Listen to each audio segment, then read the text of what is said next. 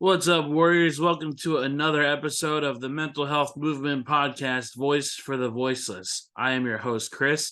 And before we get started with today's episode, I just wanted to say thank you to everybody who tuned in to my last podcast on holiday depression, seasonal depression.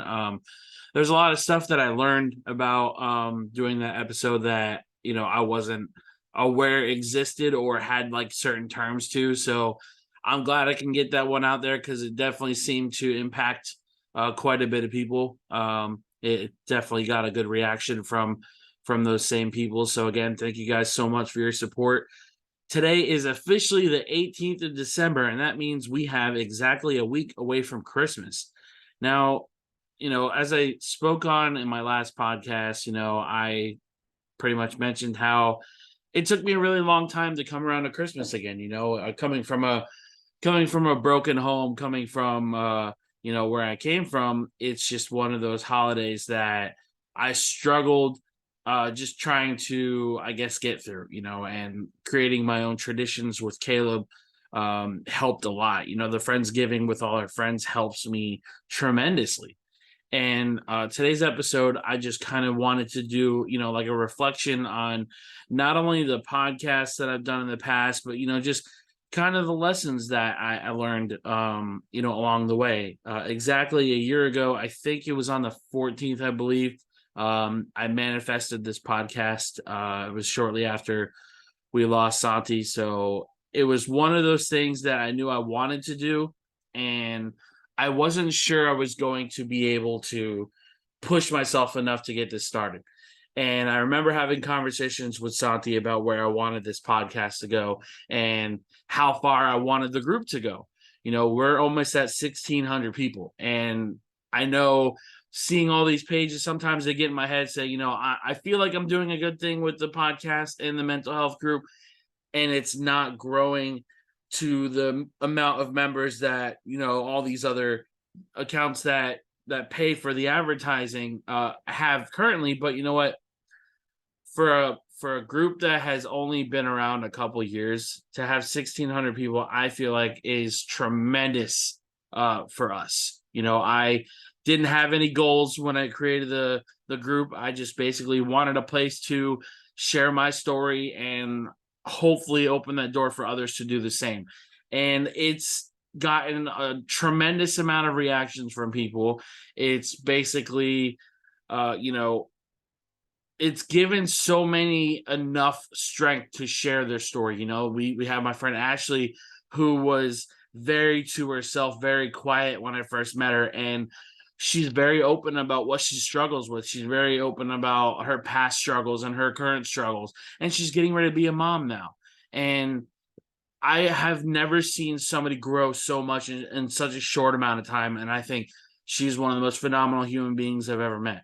Then we got my friend Judy.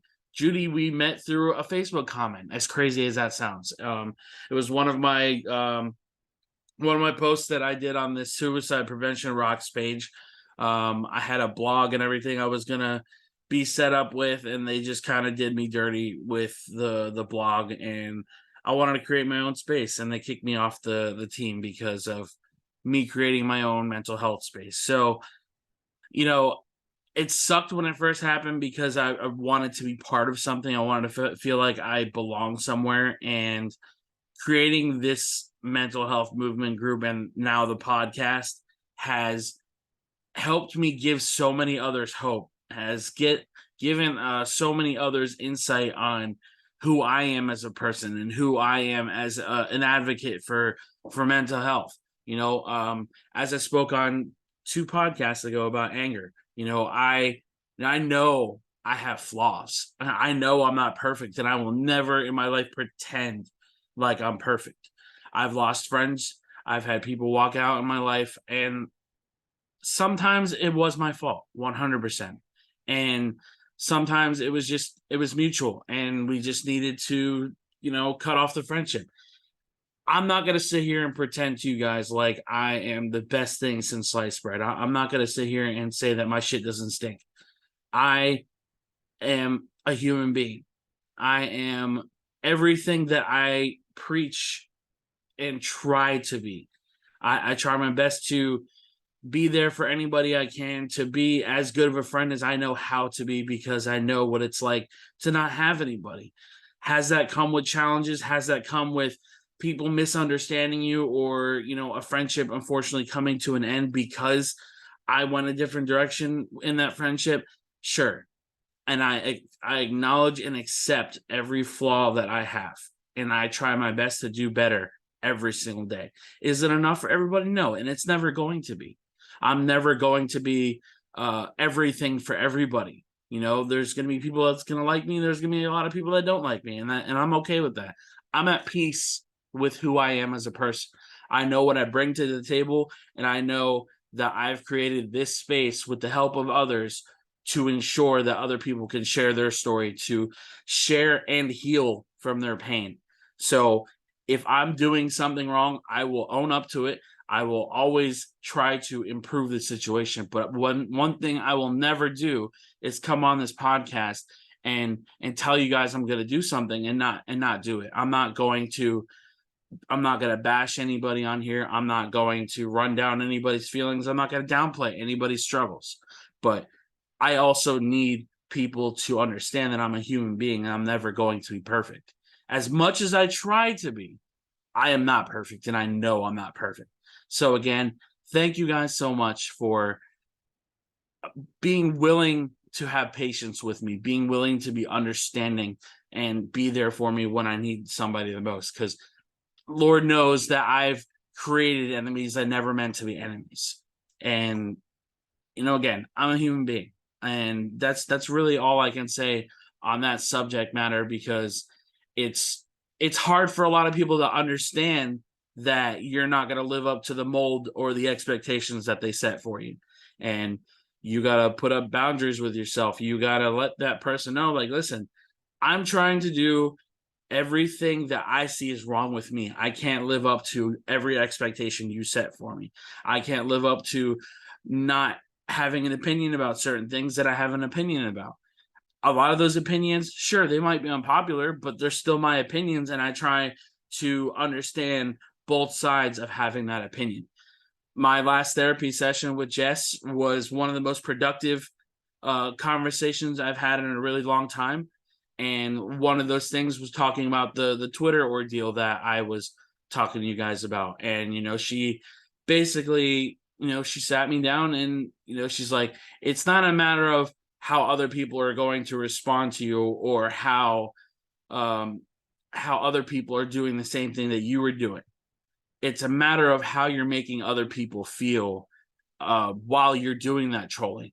Was my trolling bullying people? No, but my trolling was everything that I'm against. It's, I guess in a sense, making fun of a wrestling promotion that I don't care for, or how they're performing on TV, whatever. And I guess being a mental health advocate, being on this podcast and doing what I'm doing, it comes with its challenges, because, you walk that straight line, and sometimes you step out of that line and people are like, oh my God, he's not perfect. He's not this, he's not that. And it creates enemies that were never supposed to be enemies. So again, you have to let people know that you're a human being, and I'm never going to be perfect, or am I going to pretend to be perfect? So before we get down to this podcast and, just kind of reflecting on everything that I've been able to accomplish with this podcast so far, I just wanted to give a shout out on the beginning of next year is National Mentoring Month, which I didn't know was a thing until about 5 minutes ago. Basically, it amplifies the power of relationships and encourages mentoring across all industries. So if you have somebody you look up to, you have your therapist that you have your sessions with, and if you look up to that therapist, or you have a best friend you look up to, pick their brain about things you might not understand. Ask questions. Just there's nothing ever wrong with trying to gain more knowledge and wisdom. There's a lot of people in my life that has come and gone, and there's the people that have stuck around have given me a lot of that wisdom, have given me a lot of that knowledge. But also the people that have been, walked out of my life, or mutual friendships ending, have given me lessons to learn about myself, to have patience with myself, because when a friendship ends, the immediate thing that pops in one's head is, did I do everything I can to maintain this friendship? Did I do something wrong? Is it 100% my fault? Those feelings popped up in my head, and at the end of the day, guys, it's just one of those situations where you got to take it as a lesson. Maybe they'll come back in a year, maybe not, and you have to come to peace with it may never happen. I've spoken about a person who used to be my friend Alyssa on here a couple times and never mentioned her by name, only maybe one or two times. And I don't ever think she's going to come back into my life. And I've come to peace with that. I've also come to peace with, if that conversation were to ever happen again, I know I would never allow myself to go back to the person she once knew, because I appreciate my inner peace more than trying to rekindle a friendship that was very one-sided. She was an energy leech, and I didn't see it for so long, because it's just one of those friendships that you did everything you could to keep that person around you, and it was creating a whole facade, doing it for yourself to make that person like you more, and neglecting your inner child, neglecting your inner peace and your happiness. So for any of you who struggle with holding together a friendship, you have to ask yourself, is it worth my inner peace to keep this friendship going? Because not everybody's meant to stay in your life. Not everybody is meant to stick around. Those people can be lessons, and that's okay.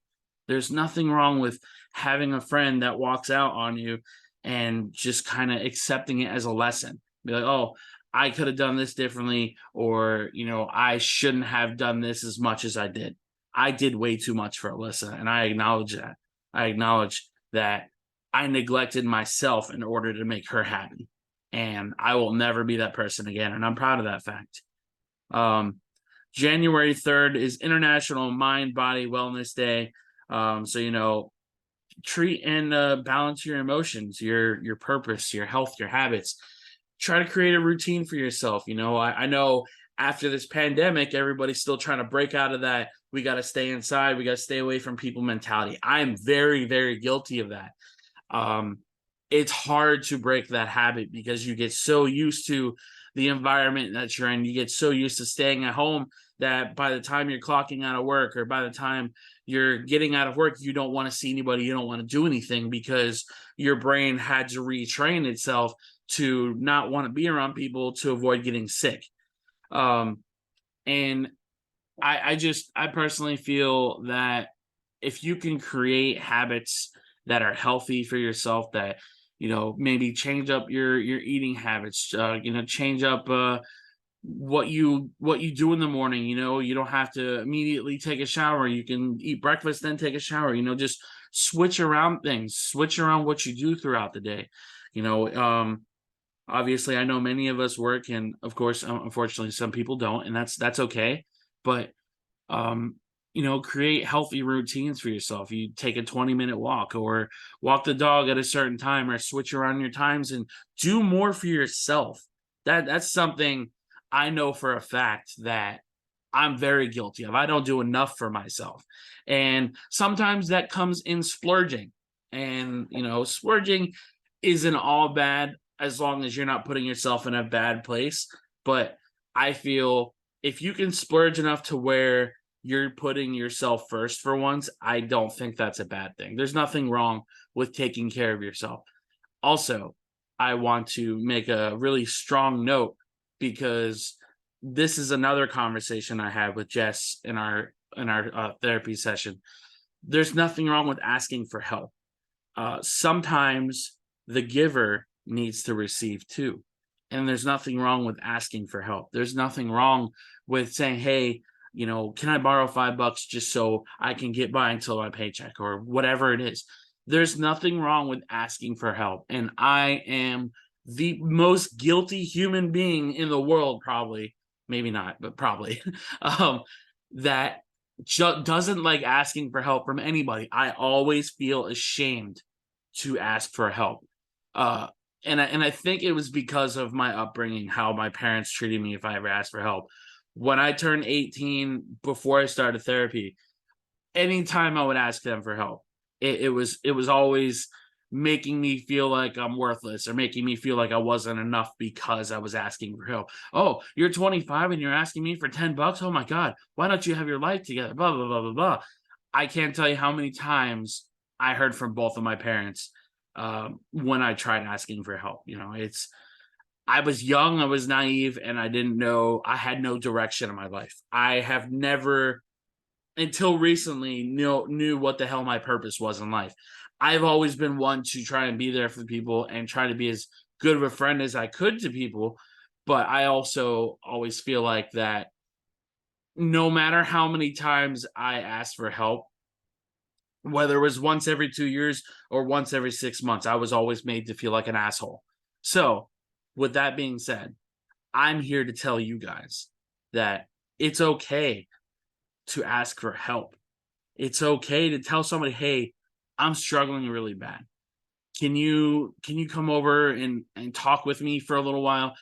Can I get a hug?" I It took me a really long time to ask people for a hug. And I know that sounds weird, but when you think about how I guess uncomfortable some people are with just like physical touching, and again, I think that's the pandemic mentality there too. I struggled for the longest time asking for any kind of affection from anybody. And being stuck in the house for 2 years during the pandemic, that affection wasn't there. And every time I would feel like the way I'm feeling, it's like, oh, well, let me look at my calendar, see when my next therapy session is, and I can talk about how I'm feeling to my therapist. And that was it. I didn't have any physical interaction with people. And it sucked. And it's something that I feel is missing from this world is that compassion, that I guess want to help other people feel better. My friend Whitney, who works at White Duck, who I've talked about in this podcast a couple times. When Amy passed away, I asked her if I can get a hug from her, because I was falling apart. I didn't know what the hell I was doing, and I felt lost.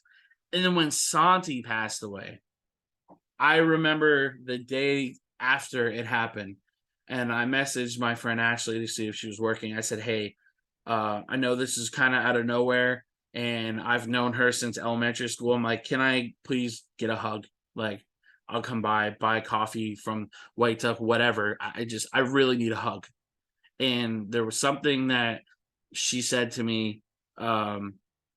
I can't remember right this second that she said, but it was very powerful what she said to me um, when Santi passed away, and had something to do with I think it was getting ready to rain the day after he passed away. And I remember just listening to her talk. Um, and I was so upset whenever whenever he passed away. Sorry, I'm trying to find exactly what she said to me, because it was, here it is. So Ashley Vellucci, I gave her a hug, and she's like, absolutely. She said, "Let the sky be sad. He would want you to celebrate his life and be happy." And that was the day after Santi passed away. It was very cloudy, getting ready to rain outside, and I just kind of felt lost. I lost my brother. I lost somebody who literally saved my life. And I'm trying not to get emotional talking about him, but last night I got to see his brother and his girlfriend at a Christmas party. They invited me over, saying, "Hey, I know you're really close with Santi, and you're always really good to us, and you interact with us and whatnot. And we wanted to invite you to a Christmas party. Do a couple Christmas games and just hang out and talk." We ended up hanging out until 2 o'clock in the morning, talking about everything. Just great, wholesome people. I absolutely love his family so much. They're some of the most genuine people ever. And his mom was there too, and it was nice seeing her happy and smiling, being around us. And I know the holiday season is really tough for her. So it was really nice to have her around. The first podcast of 2023 is going to be with a trauma therapist. Her name is Deborah. I just bought her book about gaslighting, and I'm very excited to read it. I just ordered it. It should be here on Tuesday. During the holiday season, I know that's kind of a maybe, but the book should be here Tuesday. I'm going to start reading it as soon as I get it, and I'm going to have her on here. Very excited to pick her brain. Very excited to get another expert's perspective on things, and just how she handles her sessions, or what her process is during writing her book, and whatever else that I can possibly think of to write down as a question. Because if you guys remember, I interviewed both Heather and Tiffany. Tiffany works at NAMI. She did the de-escalating book, and then of course we had Heather, who was the holistic therapist, life coach. Both terrific human beings. I enjoyed those interviews very, very much, just because of how high up they are in this community. Tiffany being in NAMI was huge for me, and I know a lot of people, when they read what the podcast says, it's like, oh, okay, cool, she works for NAMI, great. But for me, listening to that, or listening to her explain things, and just talk about mental health as a whole, and what she goes through doing her classes and everything, it was great to have a professional opinion on everything that she deals with day to day. And same with Heather. Heather's perspective of things were incredible as well. And I think both ladies, if you do end up listening to this podcast, thank you guys so much for being on this podcast and for being with me on this journey, because it has meant a lot. Going back to the very first episode that I did on anxiety, when I first did that episode, I did research. I wrote down as much as I could, and what I do to help my anxiety, and the tips that I do to deal with my anxiety.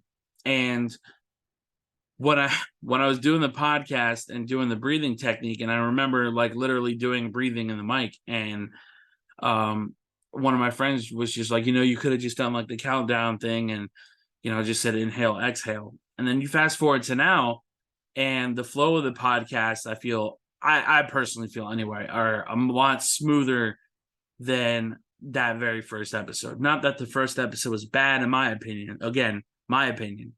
But I feel all the podcasts that I've done up till now have hit people in ways that I don't think many expected them to. The celebration of life with George, that is one of my favorite episodes, because George is one of my really good friends. And to hear somebody who is your ideal guy, who doesn't like talking about their emotions, doesn't like feeling feelings. And I totally can relate, because I was told to be that guy growing up. To see somebody like him be vulnerable and talk about what Santi meant to him, and share stories about Santi and everything else, was more than special to me. So, George, if you listen to this, thank you so much for being who you are. You are one of my best friends, and I'll forever appreciate the person that you are. And I know Santi would be proud of you. Victoria was on my podcast too, and I've seen her. I believe it's been twice this year that I've seen her, and both visits were as wholesome as humanly possible. I share pieces of my heart with her that I don't share with very many others other than my therapist, and talking to her about things that I didn't know how to address, because she might be involved in that specific subject. It's very hard for me to express myself on certain matters, because I don't want to come off as ignorant, but I also don't want to come off as harsh, because I try to understand both sides of it. I try to get all the facts and stay away from news outlets, stay away from Twitter, stay away from Facebook when it comes to those opinions, because I feel if you're constantly watching the news, or you're constantly reading news headlines on Twitter or Facebook, whatever you get your news off of, you're going to start believing everything that they put in there without actually trying to look at the whole picture. I don't deal with politics. I don't deal with, bullying, nothing. I try to stay out of all of it. I right in the center of all of it. I try to stay away from all of it because it's toxic. Politics are toxic. Anything that has to do with the media is toxic. I don't feel there's a positive direction in social media other than the mental health stuff that me and very many others try to spread that message as much as possible. But I personally don't feel that social media is the most positive thing in the world. Same with the news. I don't think there's anything useful that comes out of the news anymore. I remember when a hurricane, I think it was either Ian or the one before that, the one that was supposed to hit us directly and shifted the last second, um, which completely devastated Fort Myers, by the way. And anybody who was affected by that, I'm sending as much strength and light to you as possible because I can't even begin to imagine what anybody that lived down there is feeling right now. But my mom was messaging me nonstop saying if I evacuate, I'm like, listen, I lived in Florida 99% of my life. The year that I was in Jersey, okay, I lived up there for a year. That's it, just a year. But I've lived down in Florida my entire life. And the spot that we're in, not saying it'll never happen, but the spot that we're in has very rarely ever gotten hit by a hurricane. If we do, it's usually the outer bands. It's usually a little bit of wind and a little bit of rain. It's never anything serious enough to where we need to evacuate. This past hurricane season was the closest we've ever gotten to getting hit by anything, and we didn't. And that's what happens every year. It shifts every single time. Again, not downplaying anybody's struggles who dealt with any of those hurricanes or the damage that was dealt, but where we're at right now, I feel is very safe. I don't feel like we're going to ever get hit as hard as all the waterside cities, all the coastline in south of Florida and whatnot. But again, I'm not a weatherman. I don't control the weather either, so it could happen. But almost 30 years and we haven't gotten hit, knock on wood. And I just told her, I said, I don't fear watch the news. It was the same way during COVID. I don't fear watch the news. I don't let the media control my mentality and my emotions.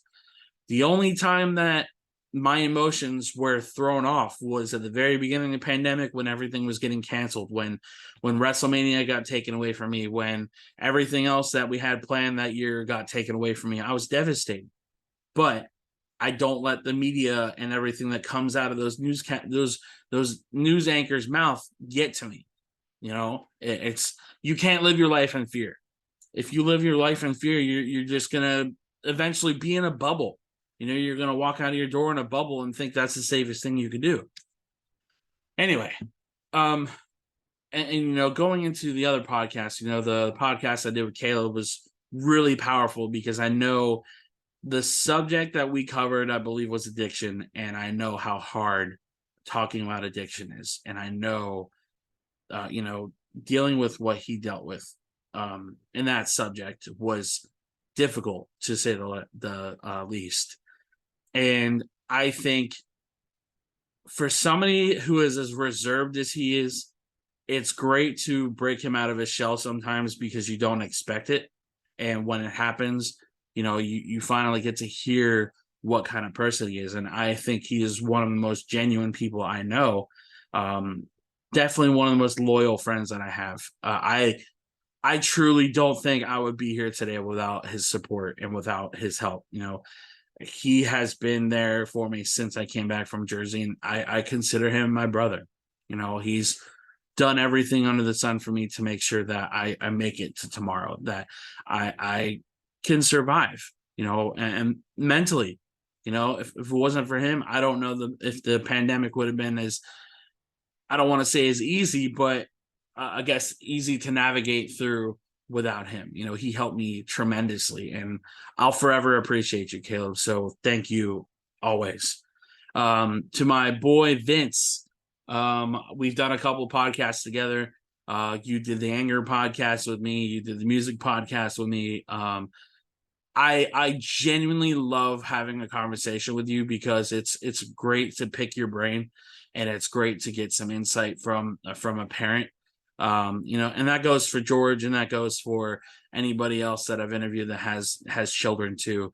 So I'm very excited to see what 2023 brings. But the very first podcast is going to be with Deborah, so very excited to speak with her because I think it's going to be a very productive conversation. So look forward to the interview being the very first podcast of 2023. I'm going to cut this podcast very short today because I just kind of wanted to reflect on my these podcasts just to kind of remind everybody that you guys are worth every single minute that I've recorded on this podcast. You guys have helped me so freaking much, and you've given me so much support to the point of being in 9 different countries. And I've never in my life thought that I would ever have that kind of outreach. But thank you guys so very much for your support.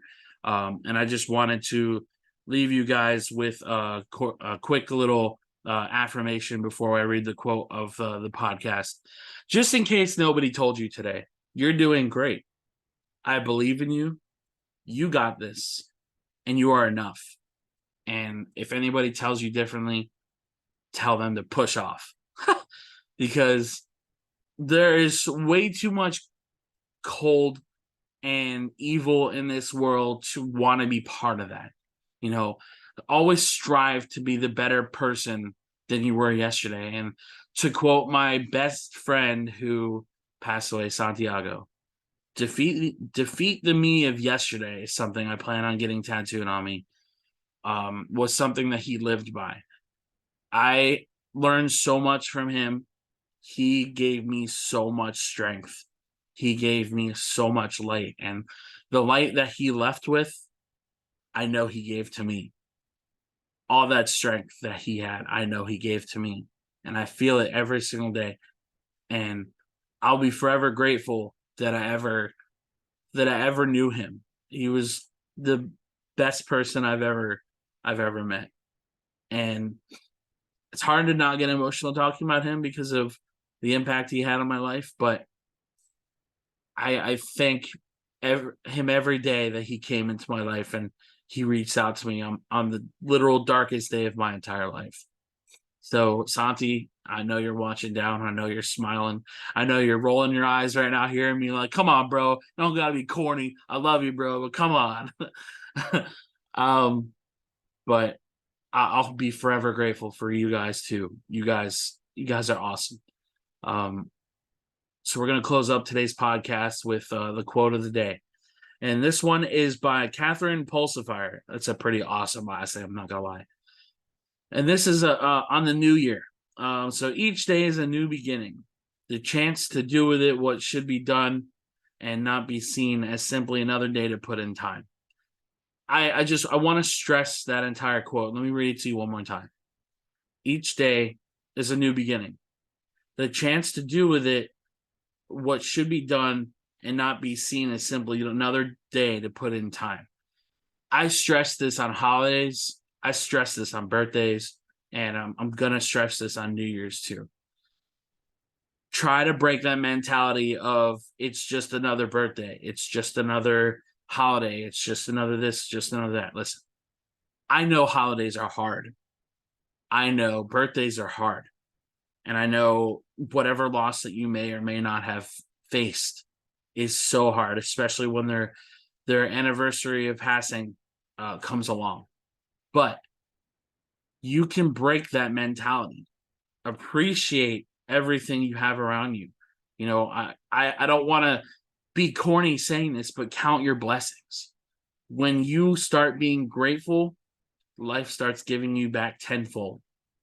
It starts giving you things you never thought were imaginable. It gives you the chance to be better than you were yesterday. I can confidently say that I'm not the same person I was when I first created the mental health group. I'm not full of anger. I'm still feeling a lot of hurt, but I've healed through so much. And It's life is all about balance. If you're having a bad day, have a bad day. Allow yourself to have that bad day, but wake up first thing in the morning and manifest having a good day. Say, okay, yesterday was rough. Let's see if I can do something differently to avoid that happening. Talk to your manager if things are getting too overwhelming. Put yourself first. Practice self-care. And if you need help, please reach out to somebody for help, because you are worth every single second of this life. You are worthy of love, and you are worthy of happiness and peace, most of all. Honor your inner child. When you do that, when you can finally have peace with your inner child, you can look them eye to eye and be like, I did this for you. And that inner child will be so proud of you and so happy that you're happy. Take care of yourselves. And I want to wish everybody a Merry Christmas and a Happy New Year. This year went by so fast. Count your blessing, guys. Be well, and always remember, be gentle with yourselves. Take care, guys. Till next time.